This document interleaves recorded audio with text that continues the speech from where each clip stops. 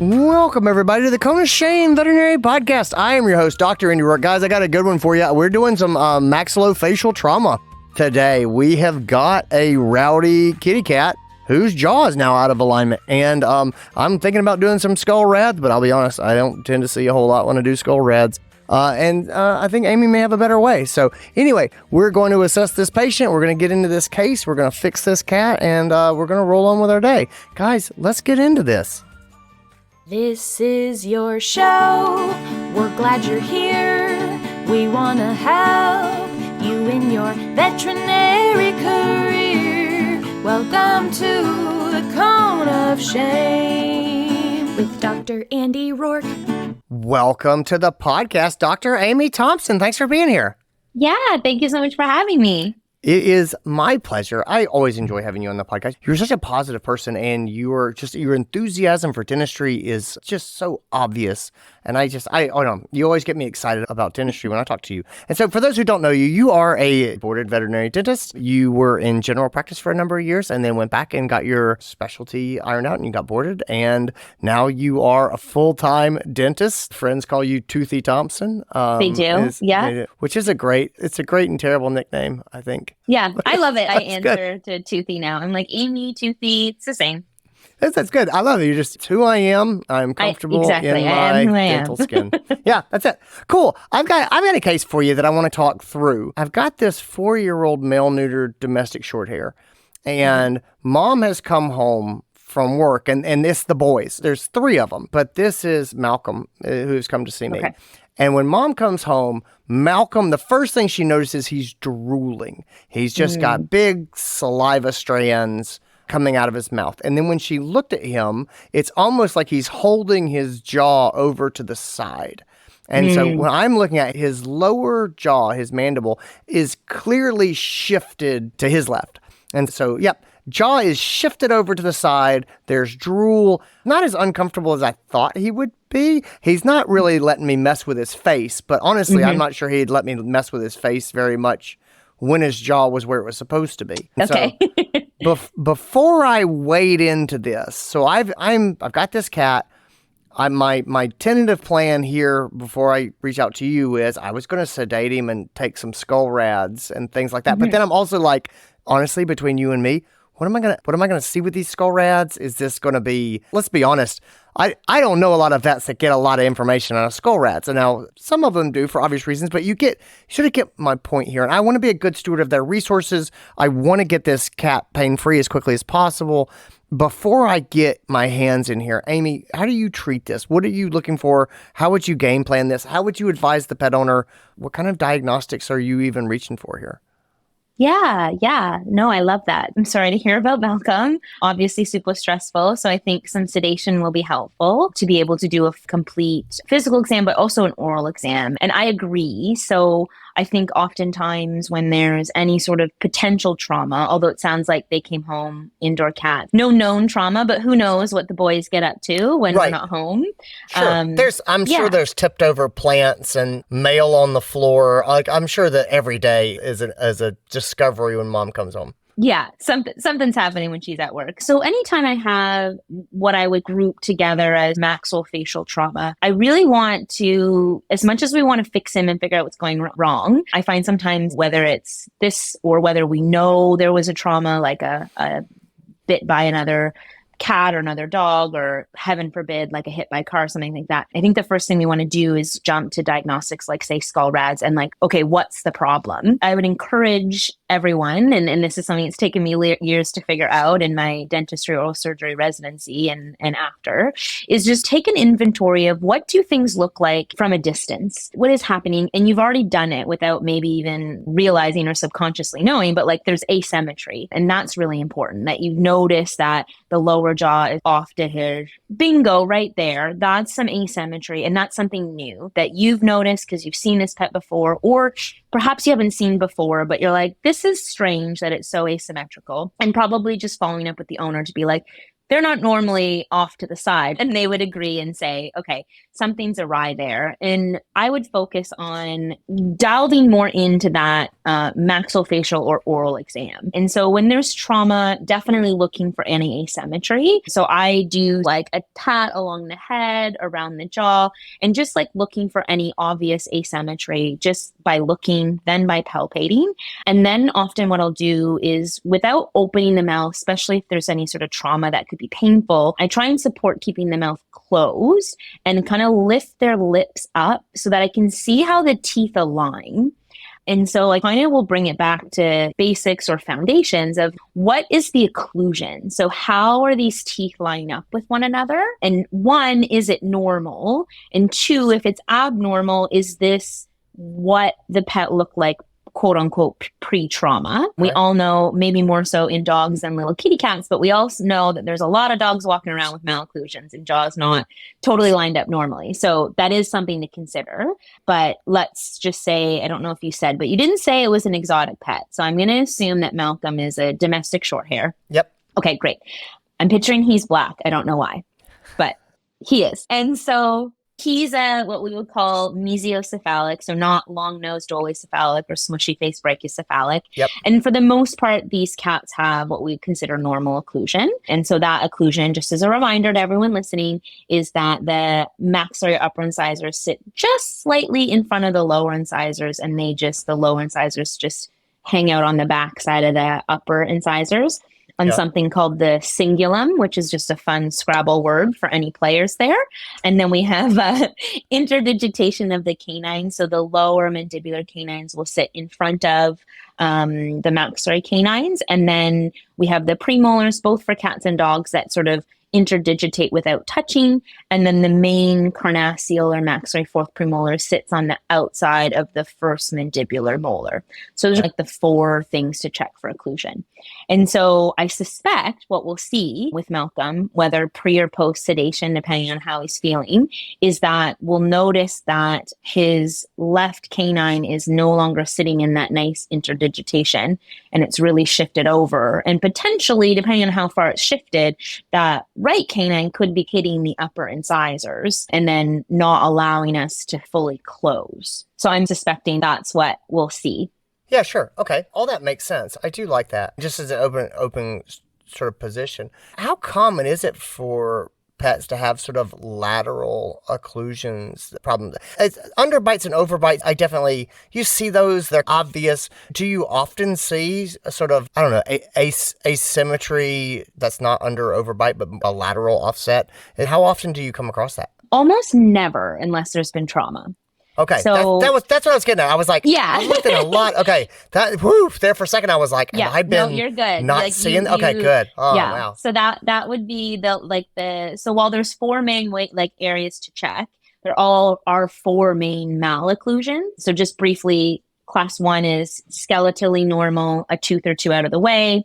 Class 2 would be sort of what looks like the maxilla is longer than the mandible. And then the sort of pretty common, although I would argue with nomenclature, how I feel that not normal, but very common in a lot of brachycephalics, is that class 3, so the mandible looks longer than the maxilla. Yes. And then class 4 is when you have a difference from one quadrant to the other. So we have either a rostrocaudal difference between one maxilla to the other, one mandible to the other, or if we have a shift from one side to the other. And so generally speaking, to get that class 4 malocclusion, there either needs to be some sort of trauma and you're being presented with the pet post-trauma, or potentially if there's been a trauma in the past during growth or development, we can sometimes see pets that will have different length mandibles or maxillas if they've had trauma when they were like a young growing kitten or a puppy.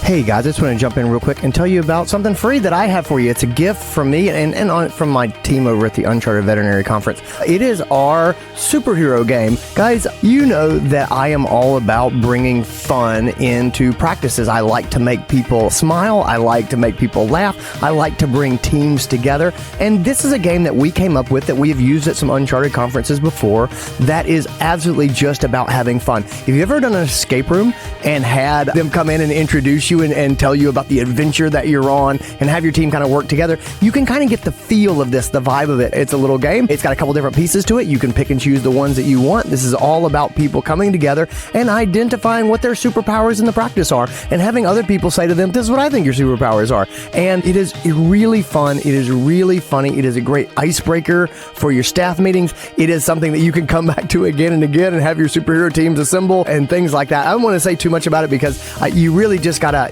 see it, and I don't want to spoil the fun, but it is a great thing for you to do with your team. It's totally free. It's our gift to you. Super fun. Just laugh, have a good time, watch your team grin and come together. I hope you'll check it out. I hope you'll really enjoy it. We're very proud of it. unchartedvet.com/assemble for your free copy. Talk to me a bit about imaging and the interface of imaging with occlusion, if that's something that we care about. Yeah, for sure. I basically never take skull rads. And the reason being, I understand why it's done. We're just trying to find the problem. So is there a fracture? Is there something luxated? Things like that. But if we go back to Malcolm, I would argue that we could probably localize where we think the lesion is and the type of lesion we think it is based on our overall assessment externally as well as external palpation, and then looking at that occlusion. So if we go back to Malcolm, we've got shift of his mandible to his left. We can open the mouth. We can't quite fully close it. And the mandibles are moving together as one. So like, unlike you and I, we have one complete mandible. Our cats and dogs, as you all know, have two mandibles, but they meet at a joint as the front. So they still kind of work as one unit. And so they're moving, they're shifted to that side, and I can't correct it, which is important. So in addition to having that drift to the left side, I've got what you could call like an open bite or unable to fully close his mouth. And I can't push him into normal occlusion, even say if we've heavily sedated him. And so that's got my list of differentials is getting a lot smaller. I'm starting to think, okay, there's no discrepancy between his two jaws. They're moving together. I can't move them separately. And I should circle back and say that I didn't palpate anything on the outside along the ventral cortex. I didn't feel any incongruity, any crepitus. So I would say fracture's pretty low on my list. And then the fact that I do have drift to the side and can't fully close, I'm going to say that I'm about 90% certain that this is a rostral right TMJ luxation. And that's why it's luxated forward and then shifts away from the luxation. And then because this joint is luxated and because of that malocclusion, I can't fully close his mouth. So I would feel pretty confident with that assessment of Malcolm. Yeah, that's amazing. I love it. I have learned a new toy that I need to play with, which is thinking and looking a lot more at jaw position in these cases, as opposed to I always take x-rays and try to look, and it never works. And so, this totally makes sense. Talk to me a little bit about the communication with mom and sort of expectation setting here. If we do have sort of a TMJ luxation, how do you prime them for recovery? How do you set expectations on what life with Malcolm is going to be like in the short and longer term? Yeah, great questions. Yeah, so again, like I said, I'm about 90% certain. We can't be 100%. So I think being very honest with owners, skull x-rays are really hard to position in a way to get a good view of the TMJ. Like, I've read the studies. It's really hard to do unless you have an anesthetized patient. And even then, like, are we super comfortable saying for sure what's going on? I would argue that unless we get the perfect projection and we can see that there is that luxation, it's hard to say for sure. And that's on like a DV view, but like a lateral view, there's so much superimposition.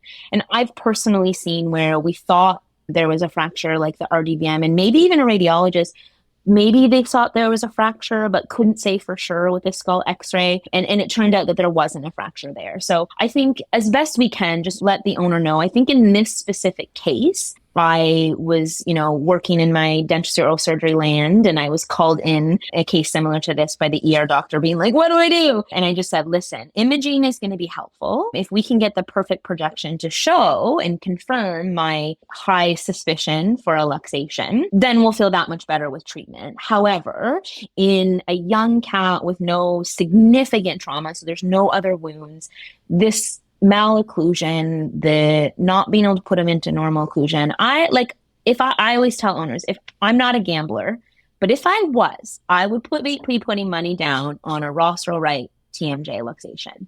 And the great thing about this, especially in cats, is all that you need is heavy sedation and a number 2 pencil to reduce this luxation. So we can know pretty quickly if I'm right. And so that's a nice thing to have in your back pocket, is the pencil trick. And so through the vet, or the ER vet, or in your case with Malcolm, just say, based on what I'm palpating, what I'm seeing, it's really localizing the injury to this right TMJ.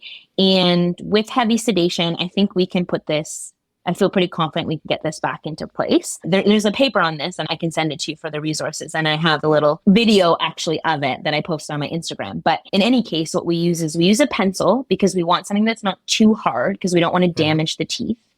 And then what we do is we put the pencil between the main chewing tooth on the side that's luxated. And as we put pressure with so my right hand, I've got the pencil between the 2 carnassials on the right side. And then with my left hand, I'm putting pressure to close the jaw. I rotate the pencil back because I want to push the jaw back and into place. Mm-hmm. And it honestly takes like maybe 20, 30 seconds. When you twist the pencil, it's going to push the jaw down so that it can get under what we call the articular eminence, which is the front part of the socket joint there, like on the temporal bone. Push it down so it can get underneath and pop back into place. And so once you've pushed the mouth and twisted, then you let go. And it looks like a bit of a magic trick, but then all of a sudden you can fully close that mouth and all those teeth are lined up perfectly.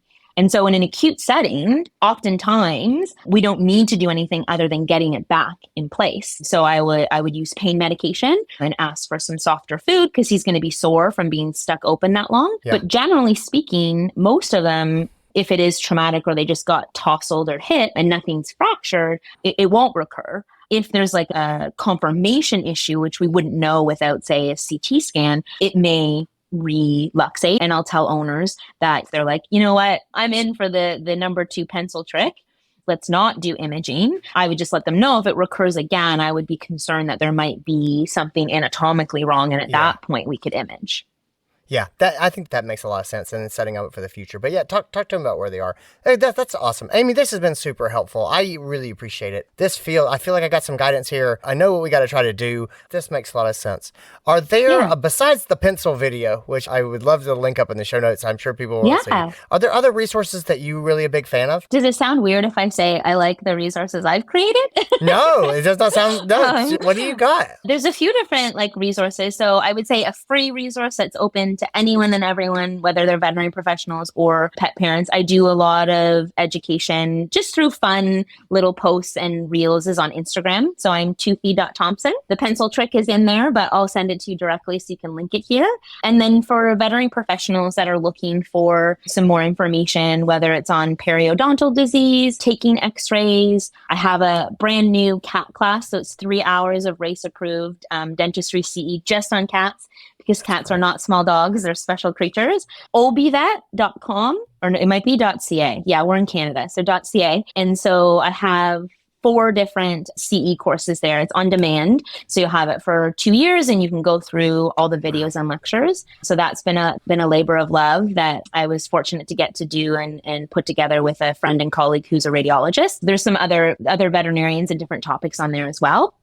And then last but certainly not least, I also am a guide for something called Vet Hive. So it's a by subscription veterinary community. So we put out some articles and some CE weekly, but it's also a discussion group. So it's a very safe space we'll say judgment free, truly, where you can post cases and get feedback. Sometimes real time, depending on who's available. It's not uncommon. I've gotten a help me, this pet's under anesthesia, and it just works out that I'm at home and can call them. I won't guarantee that, but there's over 60 guides in 27 different topics or specialties. So there's 3 dentists, oral surgeons, including myself, but we've got the whole gamut of thing. And so I do a lot of resources and training and support there as well. That's awesome. That's just great. All right, cool. Guys, I'll link all that up in the show notes. Thanks for being here, everybody. Thanks, Amy, for coming along and doing this case with me. Yeah, thanks for having me on. It was great to discuss little Malcolm. Oh, I always love having you here. All right, take care, everybody. And that is our episode, guys. That's what I got for you. I hope you enjoyed it. Thanks for being here. Thanks to Amy for being here and lending her guidance on this case. Guys, if you enjoyed the episode, leave me an honest review wherever you get your podcasts. I love doing it. I love putting these episodes out, but this is how people find us. So anyway, it always means a ton. Take care of yourselves, everybody. I'll talk to you later. Bye.